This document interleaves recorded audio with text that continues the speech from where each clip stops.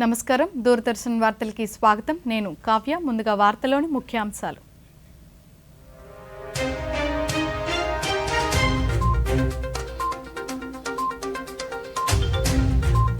నేడు ప్రపంచ కాలేయ దినోత్సవం ఆరోగ్య భారత్ నిర్మాణంలో ప్రజలందరూ భాగస్వాములు కావాలని ప్రధాని మోదీ పిలుపు కర్నూలులో రాష్ట్ర క్యాన్సర్ ఇన్స్టిట్యూట్ ప్రారంభం అతి క్లిష్టమైన శస్త్రచికిత్సలు పేదలకు ఉచితంగా అందిస్తున్నామన్న మంత్రి సత్యకుమార్ యాదవ్ రాష్ట్ర వ్యాప్తంగా స్వచ్ఛాంధ్ర స్వచ్ఛ దివస్ కార్యక్రమాలు ఈ వ్యర్థాల వినియోగంపై అవగాహన టీటీడీ గోశాలపై అసత్య ప్రచారాలు మానుకోవాలన్న చైర్మన్ బిఆర్ నాయుడు ప్రధానమంత్రి మన్ కీ బాత్ కార్యక్రమం ఈ నెల 27వ తేదీ ఆదివారం ఉదయం 11 గంటలకు. వార్తల్లోని వివరాలు చూద్దాం. సరైన ఆహారపు అలవాట్లు ఆరోగ్య జీవన విధానంపై ప్రజలు దృష్టి సారించాలని ప్రధానమంత్రి నరేంద్ర మోదీ పేర్కొన్నారు. ప్రపంచ కాలేయ దినోత్సవాన్ని పురస్కరించుకొని నూనె పదార్థాల వినియోగాన్ని తగ్గించడం లాంటి చిన్న మార్పులతో పెద్ద ఫలితాలను సాధించవచ్చని ప్రధాని సామాజిక మాధ్యమంలో వెల్లడించారు. ఊబకాయానికి దారితీసే కారణాలపై అవగాహన పెంపొందాలన్నారు. ఆరోగ్య భారత్ నిర్మాణంలో ప్రజలందరూ భాగస్వాములు కావాలని పిలుపునిచ్చారు.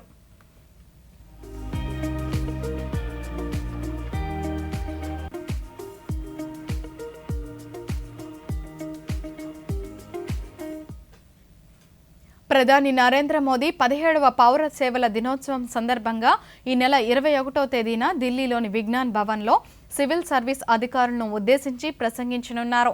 ఈ సందర్భంగా ప్రజా పరిపాలనలో అత్యుత్తమ ప్రతిభ కనబరిచిన వారికి ప్రధానమంత్రి అవార్డులను ప్రదానం చేయనున్నారు. వివిధ విభాగాల్లో అవార్డులను మోదీ అందించనున్నారు.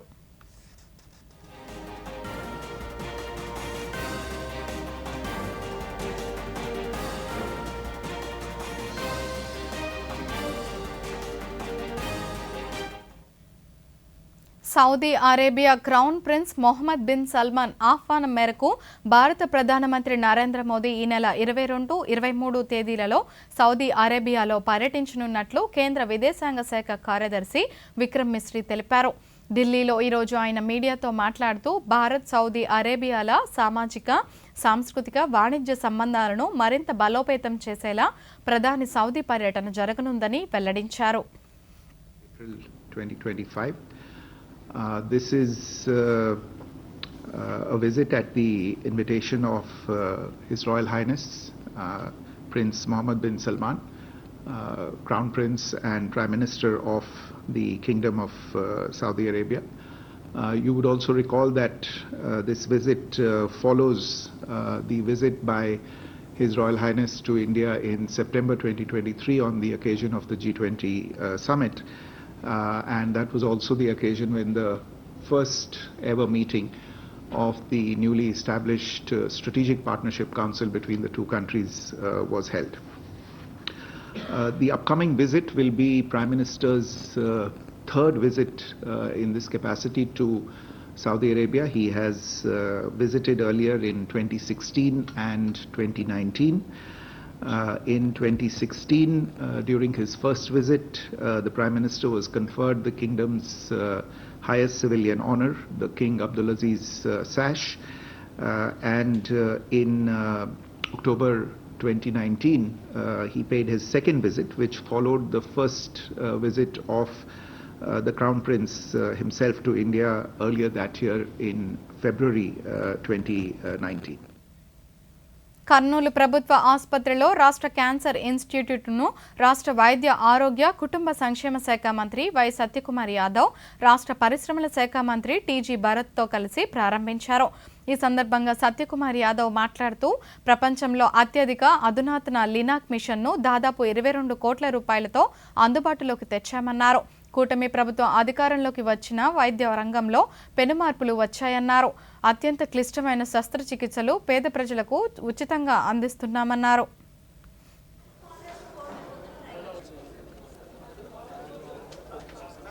కర్నూలు గవర్నమెంట్ జనరల్ హాస్పిటల్లో స్టేట్ క్యాన్సర్ ఇన్స్టిట్యూట్ ప్రారంభించడం జరిగింది. ఇవాళ ప్రారంభించబడిన స్టేట్ క్యాన్సర్ సెంటర్లో ఒక అత్యాధునిక రాష్ట్రంలో ఏ ప్రభుత్వ ఆసుపత్రుల్లో ప్రైవేట్ ఆసుపత్రుల్లో కూడా లేని లినాక్ మిషన్ని కూడా ప్రారంభించడం జరిగింది. దాదాపు 21,50,00,000 విలువ చేసే లినాక్ మిషను, దానికి యాక్సిలరీ ఎక్విప్మెంటు కింద ఒక 10 కోట్లు, రేడియేషన్ ఆపడానికి బంకర్ నిర్మాణానికి 10 కోట్లు, ఇదే విధంగా అనేక రకాలైన డయాగ్నోస్టిక్ ఎక్విప్మెంట్ని కూడా ఇవాళ సేవలు కూడా ప్రారంభించడం జరిగింది. దాదాపు 40 లక్షల నుంచి 2.5 కోట్ల విలువ చేసే చిన్న చిన్న ఎక్విప్మెంట్లను కూడా ప్రారంభించడం జరిగింది. తద్వారా రాష్ట్రంలో ఒక అధునాతనమైన క్యాన్సర్ చికిత్స శ్రీ పొట్టి శ్రీరాములు నెల్లూరు జిల్లాలో స్వర్ణాంధ్ర స్వచ్ఛాంధ్ర కార్యక్రమంలో భాగంగా నెల్లూరు వీఆర్సీ సెంటర్ నుంచి నర్తకి సెంటర్ వరకు భారీ స్వచ్ఛత ర్యాలీ నిర్వహించారు. రాష్ట్ర పురపాలక శాఖ మంత్రి నారాయణ, రాష్ట్ర కాలుష్య నియంత్రణ board chairman Krishnaiah, Swachhandhra corporation MD Anil Kumar రెడ్డిలతో కలిసి అల్లిపురంలోని డంపింగ్ యార్డ్ వద్ద బయో మైనింగ్ యూనిట్ను ప్రారంభించారు. అలాగే బీవీఎస్ పాఠశాల వద్ద ఈ వ్యర్థాల సేకరణ కేంద్రాన్ని, అలాగే రోడ్లను శుభ్రం చేసే యంత్రాలను మంత్రి ప్రారంభించారు. ఈ సందర్భంగా మంత్రి మాట్లాడుతూ ప్రజా ఆరోగ్య పరిరక్షణకు కూటమి ప్రభుత్వం అధిక ప్రాధాన్యతను ఇస్తుందన్నారు.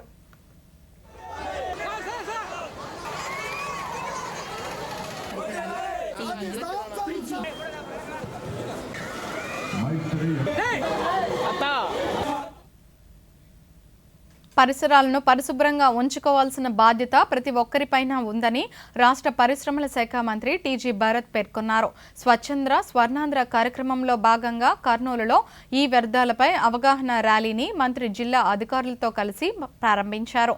ఈ సందర్భంగా ఆయన మాట్లాడుతూ ఈ వ్యర్థాల పట్ల అప్రమత్తంగా ఉండాలన్నారు.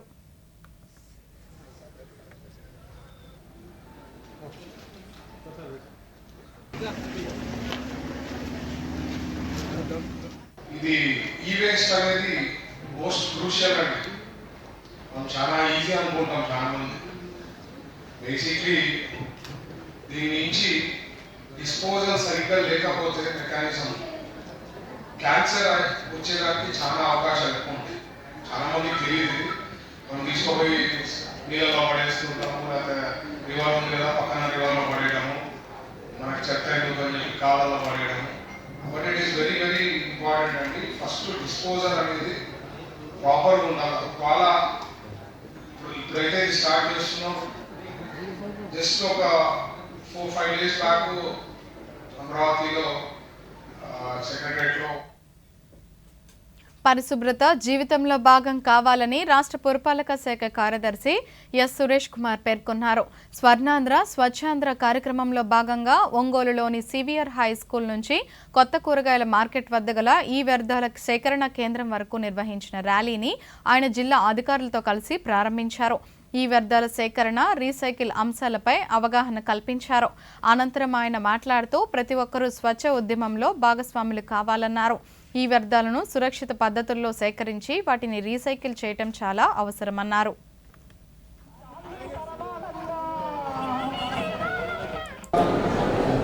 ఇల్లు కానీ, లేకపోతే అవి ఒక వీధి కానీ, లేకపోతే నగరం కానీ, జిల్లా కానీ, రాష్ట్రం కానీ పరిశుభ్రంగా ఉండాలంటే ప్రతి ఒక్క వ్యక్తి కూడా దాంట్లో భాగస్వామ్యం రావాల్సిన అవసరం ఉంది.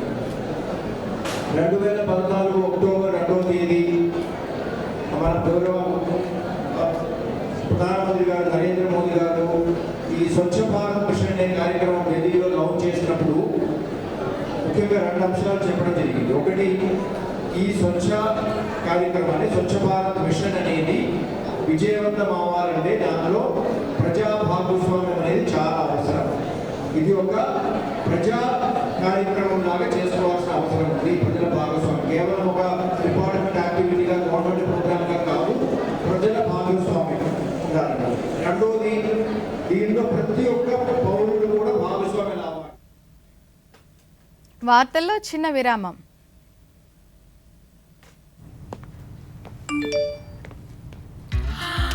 $10 లక్షల లాటరీ నాకా? వావ్! చిక్కుకుంది. బూటకపు ఆఫర్ల పట్ల అప్రమత్తంగా ఉండండి. ఆర్బీఐ అంటోంది తెలివిగా ఆలోచించండి, అప్రమత్తంగా ఉండండి. Back to news. చెత్త నియంత్రణ నిర్మూలనపై ప్రజలు చైతన్యవంతులు కావాలని పశ్చిమ గోదావరి జిల్లా కలెక్టర్ చదలవాడి నాగరాణి పిలుపునిచ్చారు. తాడేపల్లిగూడెం మార్కెట్లో తడి చెత్తను కంపోస్టుగా మార్చే ప్రక్రియను పరిశీలించారు. ప్రజలతో స్వచ్ఛాంధ్ర ప్రతిజ్ఞ చేయించారు. ఈ సందర్భంగా ఆమె మాట్లాడుతూ ప్రభుత్వం సంకల్పించిన స్వచ్ఛత కార్యక్రమంలో ప్రజలు భాగస్వాములు కావాలన్నారు.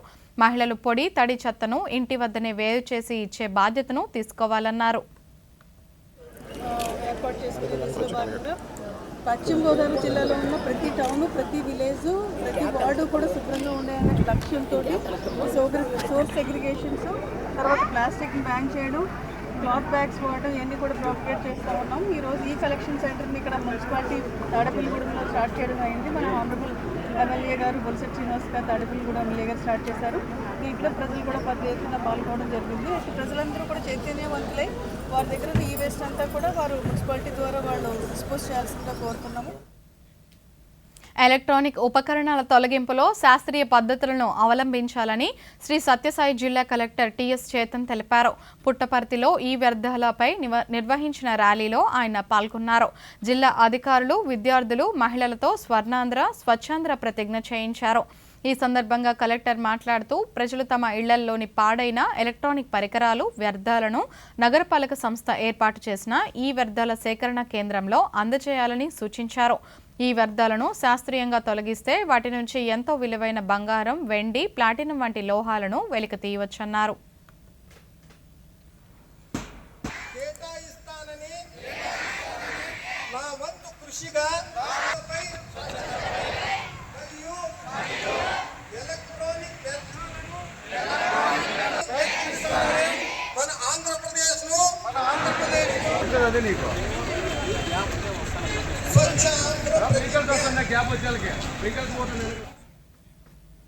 మహావిశాఖ నగరపాలక సంస్థ మేయర్ గొలగాని హరివెంకట కుమారిపై కూటమి ప్రభుత్వం ప్రవేశపెట్టిన అవిశ్వాస తీర్మానం నెగ్గింది.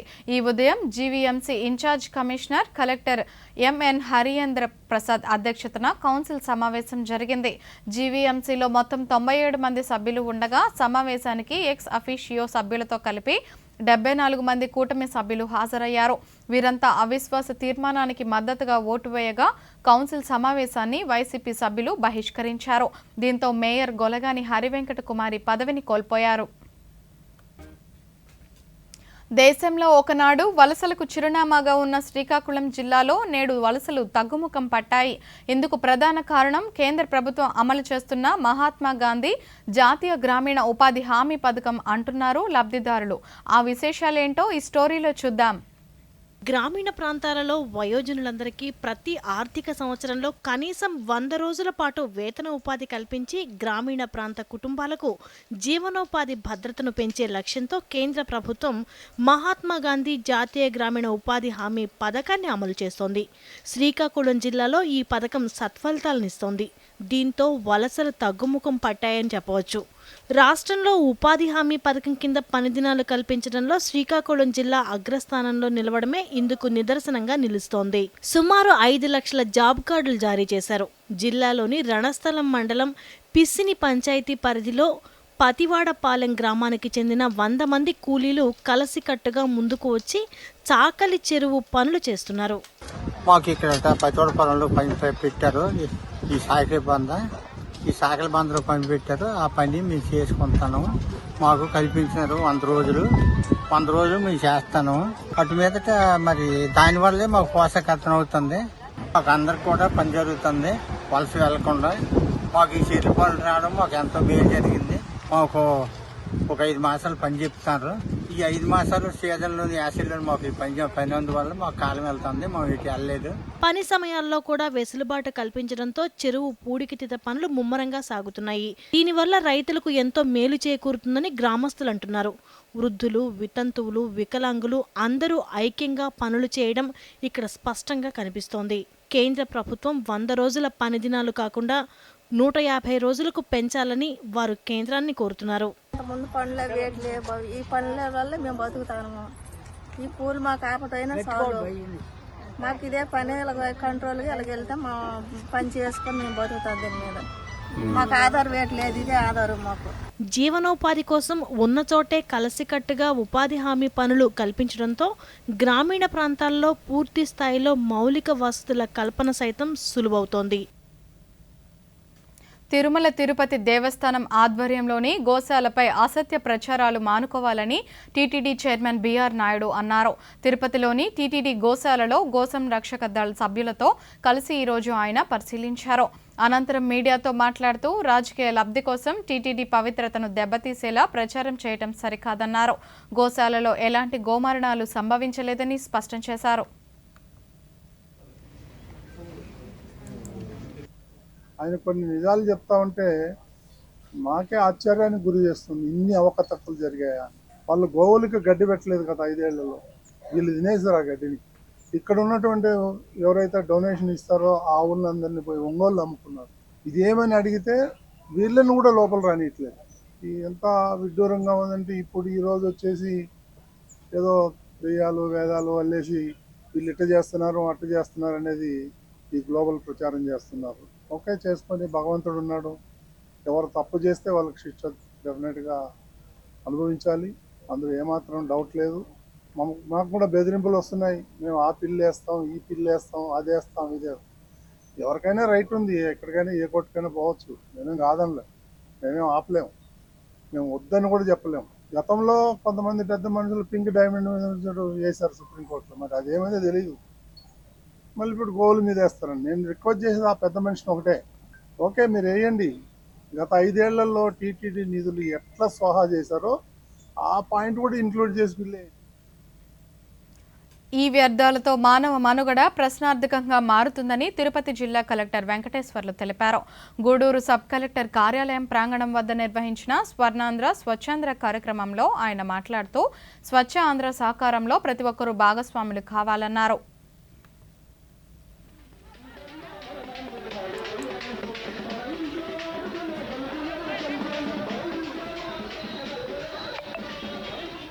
ప్రతి మంత్ గౌరవ ప్రధానమంత్రి గారు ఇచ్చినటువంటి స్వచ్ఛ భారత్ పిలుపు మేరకు మన రాష్ట్రం కూడా గౌరవ ముఖ్యమంత్రి గారు స్వచ్ఛాంధ్ర స్వర్ణాంధ్ర కార్యక్రమాన్ని చేపడుతున్నారు. దీంట్లో భాగంగానే ఈరోజు పెద్ద ఎత్తున దాని మీద ఒక అవగాహన, అదేవిధంగా అవేర్నెస్ ర్యాలీ కూడా ఏర్పాటు చేసుకోవడం జరిగింది. ఈ కార్యక్రమంలో గౌరవ గూడూరు నియోజకవర్గ శాసనసభ్యులు గారు సునీల్ కుమార్ గారితో పాటు మిగతా అధికారులు అందరూ కూడా స్కూల్ పిల్లలు, కాలేజ్ పిల్లలు, మరీ ముఖ్యంగా మున్సిపల్ వర్కర్స్తో పాటు ఈ కార్యక్రమం నిర్వహించడం. ప్రజలు కూడా స్వచ్ఛందంగా మీ దగ్గర ఉన్నటువంటి ఎలక్ట్రానిక్ వేస్ట్, వైర్లు అయి ఉండొచ్చు, ఫోన్లు, ల్యాప్టాప్లు, ప్రింటర్లు, కంప్యూటర్లు, ఇలా చాలా రకమైనటువంటి ఈ వైర్స్ వేస్ట్, ఇదంతా కూడా ఎలక్ట్రానిక్ వేస్ట్తో మనం రోజు మన జీవితం ముడిపడింది. ఇదంతా కూడా ఇళ్లలో పేరుకుని పోయి ఇదంతా కూడా చివరాఖరికి మన భూమిలో కలిసిపోయి మనం తినే ఆహారంలో, తాగే నీటిలో కూడా ఇదంతా ఈ మెటాలిక్ పాయిజనింగ్ జరుగుతుంది. దీనివల్ల చాలా అనేకమైనటువంటి క్యాన్సర్లు, అనారోగ్యంకి బారిన పడే అవకాశం ఉంది. కాబట్టి దీన్ని ఒక పద్ధతిలో మనము రీసైకిల్ చేసుకోవడానికి అవకాశం ఉంది. కాబట్టి ప్రజలు కూడా స్వచ్ఛందంగా ముందుకొచ్చి వాళ్ళ ఇళ్లలో ఉన్నటువంటిది ఎలక్ట్రానిక్ వేస్ట్ని కూడా డిస్పోజ్ చేయాలనేది మా యొక్క అపీల్. స్వర్ణాంధ్ర స్వచ్ఛాంధ్ర సాధనలో భాగంగా వైఎస్ఆర్ కడప జిల్లాను కాలుష్య రహిత జిల్లాగా తీర్చిదిద్దుతామని కలెక్టర్ శ్రీధర్ తెలిపారు. కడపలో ఈరోజు నిర్వహించిన ఎలక్ట్రానిక్ వ్యర్థాల సేకరణ కార్యక్రమంలో ఆయన పాల్గొన్నారు. ఈ సందర్భంగా కలెక్టర్ మాట్లాడుతూ ఈ వ్యర్థాల నిర్వహణపై ప్రతి ఒక్కరూ అవగాహన పెంచుకోవాలన్నారు. ఈ వ్యర్థాలను నివాస ప్రదేశాల్లో ఉంచుకోవటం ఎంతో ప్రమాదకరమన్నారు. కాదు, ప్రపంచవ్యాప్తంగా అత్యధిక వేగంగా పెరుగుతున్నటువంటి చెత్త, ప్రమాదకరమైనటువంటి చెత్త ఈ చెత్త. ఎందుకంటే ప్రతి ఎలక్ట్రానిక్ గ్యాడ్జెట్లోనూ, అది చిన్నదవ్వచ్చు, పెద్దదవ్వచ్చు, మొబైల్ ఫోన్ కావచ్చు, వాచ్ కావచ్చు, లేకపోతే మీ ఇంట్లో పనిచేసే ఫ్రిడ్జ్ కావచ్చు, లేకపోతే వాషింగ్ మిషన్ కావచ్చు, ఏదైనా కూడా దాంట్లో ఉండే మదర్ బోర్డ్స్ అనేది కంపల్సరీగా ఉంటాయి. మదర్ బోర్డ్స్లో అత్యంత ప్రమాదకరమైనటువంటి కెమికల్స్ ఉంటాయి. అవి మెర్క్యూరీ, కాడ్మియం, తర్వాత ఇతరత్ర క్యాన్సర్ కారకమైనటువంటి కెమికల్స్ ఉంటాయి. అటువంటి చెత్తని మనం ప్రాపర్గా డిస్పోజ్ చేయకపోయినట్టయితే అది మన చుట్టూ ఉన్నటువంటి వాతావరణంలో చేరి అదే మళ్ళీ మనకి నీటి ద్వారా కానీ, గాలి ద్వారా కానీ, లేకపోతే పండిస్తున్నటువంటి ఆహార పదార్థాల వల్ల మళ్ళా మనకి రావటం, తద్వారా చాలా ఇంపార్టెంట్ అయినటువంటి వ్యాధులు క్యాన్సర్తో సహా మనకి వచ్చే అవకాశం ఉంది. వార్తల్లో చిన్న విరామం. తక్కువ వడ్డీకి లోను కావాలా? అది నువ్వు యాప్ ద్వారా? అరే వా, చిక్కుకున్నాడు. తెలియని యాప్ తో జాగ్రత్త. ఆర్బీఐ అంటోంది తెలివిగా ఆలోచించండి, అప్రమత్తంగా ఉండండి. తిరిగి స్వాగతం. వికసిత్ భారత్ లక్ష్య సాధనలో యువత పాత్ర ఎంతో కీలకమైంది. ప్రధానమంత్రి నరేంద్ర మోదీ ఇచ్చిన పిలుపు మేరకు వ్యవసాయ కోర్సులను అభ్యసిస్తూ సేంద్రియ వ్యవసాయ విధానాలను ఆచరణాత్మకంగా చేపట్టి లాభాల బాటలో కొనసాగుతున్నారు. విజయవాడలోని స్టెల్లా కళాశాలలో అగ్రికల్చర్ అండ్ రూరల్ డెవలప్మెంట్ కోర్సును అభ్యసిస్తున్న విద్యార్థినులు. వారిపై దూరదర్శన్ అందిస్తున్న ప్రత్యేక కథనాన్ని ఇప్పుడు చూద్దాం. నేటి ఆధునిక ప్రపంచంలో విద్యార్థులు తమ చదువుల్ని ఎక్కువ మొత్తంలో ఇంజనీరింగ్, వైద్యం, ఇతర సాంకేతిక కోర్సులు నేర్చుకునేందుకు ఆసక్తి కనబరుస్తున్నారు. కానీ 140 కోట్లకు పైగా జనాభాను కలిగి ఉన్న మన దేశ ప్రజల ఆకలిని తీర్చేందుకు వ్యవసాయ రంగాన్ని తమ ప్రధాన చదువుగా ఎంచుకుంటున్న వారు కొందరు మాత్రమే ఉంటున్నారు. అలా వ్యవసాయ రంగంలో విద్యను అభ్యసిస్తూ దాన్ని ప్రాక్టికల్గా ఆచరిస్తున్న వారు అరుదుగా ఉంటారు. అటువంటి కోవలోకే వస్తారు విజయవాడకు చెందిన స్టెల్లా కళాశాల విద్యార్థినులు. స్టెల్లా కళాశాలలో అగ్రికల్చర్ అండ్ రూరల్ డెవలప్మెంట్ 4 ఏళ్ల కోర్సులో దాదాపు 140 మంది విద్యార్థినులు విద్యను అభ్యసిస్తున్నారు. వీరు కేవలం తరగతిలోని పాఠాలను వినటమే కాకుండా వాటిని ఆచరణలో కూడా పెడుతున్నారు. అధ్యాపకుల మార్గనిర్దేశకత్వంలో నూతన ఆలోచనలకు శ్రీకారం చుడుతూ రైతన్నకు చేదోడు వాదోడుగా ఉండేందుకు వీరు ముందుకు వచ్చారు. కళాశాలలో చేరిన మొదటి ఏడాది నుంచే వ్యవసాయంలో నూతన పద్ధతులు, ఇతర దేశాల్లో ఫలవంతమైన సేద్య విధానాలను అవగతం చేసుకుంటూ పరిశీలనాత్మకంగా సేంద్రియ సాగు చేస్తున్నారు. అలాగే మొక్కలను పీడించే తెగుళ్లు, పురుగులను ఎలా నివారించాలో ప్రయోగాల రూపంలో చేస్తూ నైపుణ్యం సాధిస్తున్నారు. రసాయన ఎరువులకు ప్రత్యామ్నాయంగా సేంద్రియ ఎరువులను వీరు తయారు చేసి పంటలకు వినియోగిస్తున్నారు. సేంద్రియ వ్యవసాయంలో చిరుధాన్యాలు, అరటి, మొక్కజొన్న, వరి, మినుములు, పెసలు, కంది, ప్రొద్దుతిరుగుడు వంటి పంటలను కళాశాల ప్రాంగణంలో అందుబాటులో ఉన్న భూమిలో పండిస్తున్నారు. మండు వేసవిలోనూ కూరగాయలను విభిన్న పద్ధతుల్లో పండించేందుకు అనువుగా పాలీహౌస్ను కూడా ఏర్పాటు చేసుకున్నారు. ఇలా పండించిన కూరగాయలను, ఇతర పంటల ఉత్పత్తులను విక్రయించి ఆ నగదును వారు చదువుల కోసం ఉపయోగించుకుంటున్నారు. ఓవైపు చదువులు, పంటలు పండించడం వంటి వాటితో పాటు ప్రతి సెమిస్టర్ పూర్తయిన తరువాత పరిసర ప్రాంతాల్లోని రైతులతో వీరంతా సమావేశమై వారు నేర్చుకున్న దానిని వారికి వివరిస్తున్నారు. తద్వారా ప్రతిభ, నైపుణ్యాలను మరింత మెరుగుపరుచుకుంటున్నారు. ఈ ఆర్గానిక్ ఫార్మింగ్లో ఏంటంటే మేము ఇక్కడ చేసిందంతా ఆర్గానిక్ ఫార్మింగ్. ఎలాంటి పెస్టిసైడ్స్ యూజ్ చేయలేదు, ఎలాంటివి యూజ్ చేయలేదు.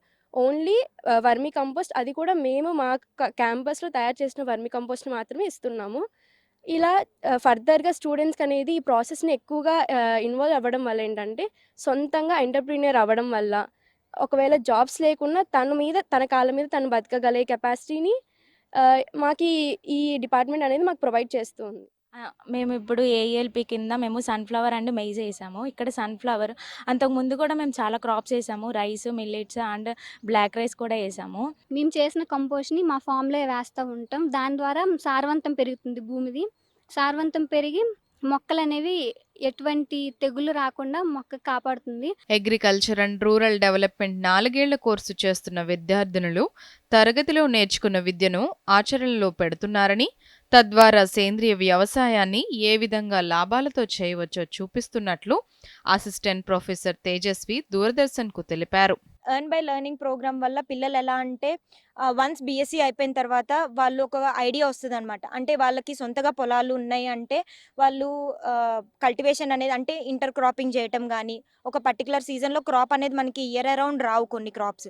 ఇంకొకటి మామిడి పంటలు కానీ, ఏదైనా అరటి తోటలు అలాంటివి ఉన్నవాళ్ళు ఫ్రూట్ డ్రాపింగ్ కానీ, మనకి క్లైమేట్ సరిగ్గా లేనప్పుడు ఫ్రూట్స్ అనేవి పడిపోతూ ఉంటాయి.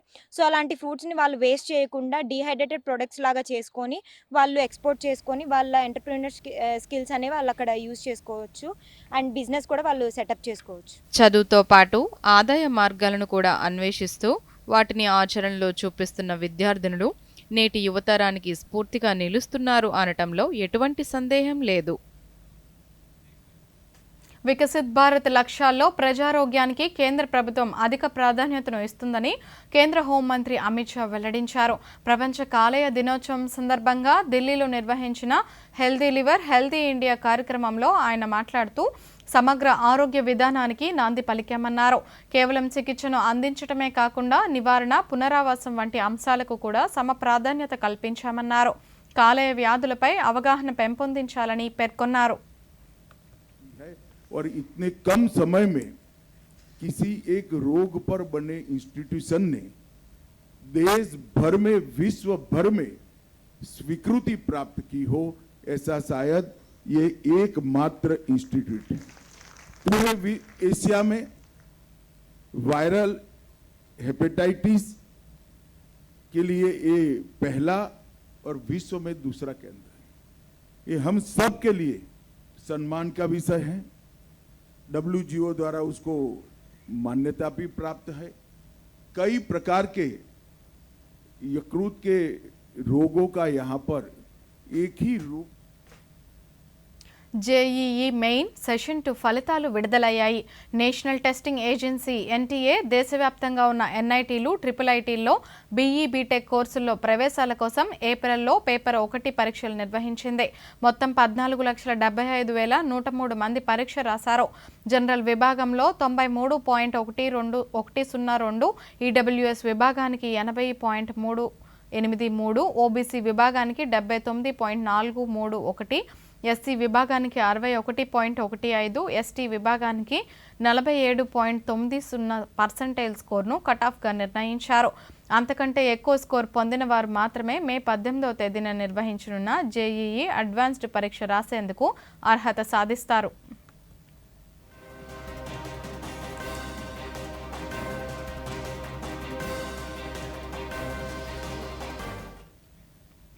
జ్యోతిర్లింగ క్షేత్రమైన కేదార్నాథ్ ఆలయాన్ని భక్తుల సందర్శనార్థం మే 2వ తేదీ నుంచి తెరవనున్నారు. ఈ విషయాన్ని బద్రీనాథ్ కేదార్నాథ్ ఆలయ కమిటీ వెల్లడించింది. బద్రీనాథ్ ఆలయాన్ని మే 4 నుంచి భక్తుల కోసం తెరవనున్నట్లు వెల్లడించారు. ఏటా దేశంలోని వివిధ ప్రాంతాల నుంచి లక్షల మంది భక్తులు కేదార్నాథ్, బద్రీనాథ్ ఆలయాలను సందర్శించి ప్రత్యేక పూజలు చేస్తుంటారు. అయితే ఏటా శీతాకాలం ప్రారంభం కాగానే ఈ ఆలయాలను మూసివేస్తారు. ఆ సమయంలో ఆలయాలు మొత్తం మంచుతో కప్పుకుపోయి ఉంటాయి. తిరిగి వేసవిలో ఈ ఆలయాల తలుపులు తెరుస్తారు. ఇక చార్ధమ్ యాత్ర ఈ నెల 30 నుంచి ప్రారంభమవుతుంది.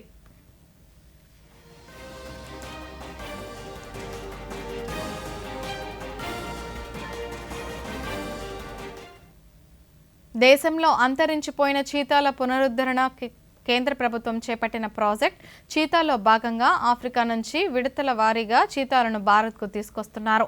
గతంలో దక్షిణాఫ్రికా, నమీబియా నుంచి చీతాలను భారత్కు తీసుకురాగా తాజాగా దక్షిణాఫ్రికాలోని బోట్స్వానా నుంచి 8 చీతాలను భారత్కు తీసుకురానున్నట్లు అధికారులు తెలిపారు.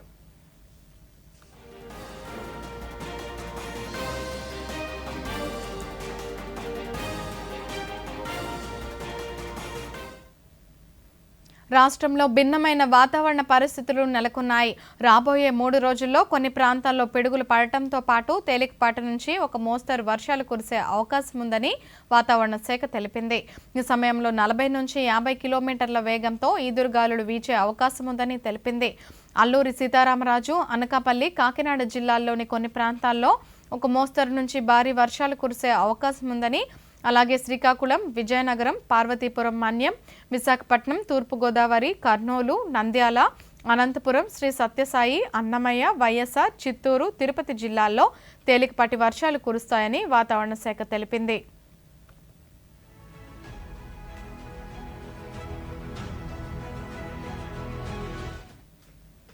ప్రధానమంత్రి నరేంద్ర మోదీ తన మనసులోని భావాలను దేశ ప్రజలతో పంచుకునే మన్ కీ బాత్ కార్యక్రమం 121వ సంచిక ఈ నెల 27వ తేదీ ఆదివారం ఉదయం 11 గంటలకు ప్రసారమవుతుంది.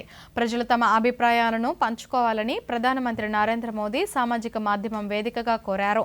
నమో యాప్ ద్వారా కానీ స్వర సందేశాలనైతే 1800111700 నెంబర్కు ఈ నెల 25వ తేదీలోగా పంపవచ్చు. అలాగే www.mygov.in వెబ్సైట్ ద్వారా కానీ 1922 నంబర్కు మిస్డ్ కాల్ ఇవ్వటం ద్వారా తిరిగి మన మొబైల్కి వచ్చే సంక్షిప్త సందేశంలోని లింక్ ద్వారా కూడా అభిప్రాయాలను తెలియచేయవచ్చు. ఆకాశవాణి సమన్వయంతో దూరదర్శన్ ఛానళ్లు మన్ కీ బాత్ కార్యక్రమాన్ని ప్రసారం చేస్తాయి. ఈ కార్యక్రమ తెలుగు అనువాదం వెనువెంటనే దూరదర్శన్ సప్తగిరిలో ప్రసారమవుతుంది. ఈ వార్తలు ఇంతటితో సమాప్తం. నమస్కారం.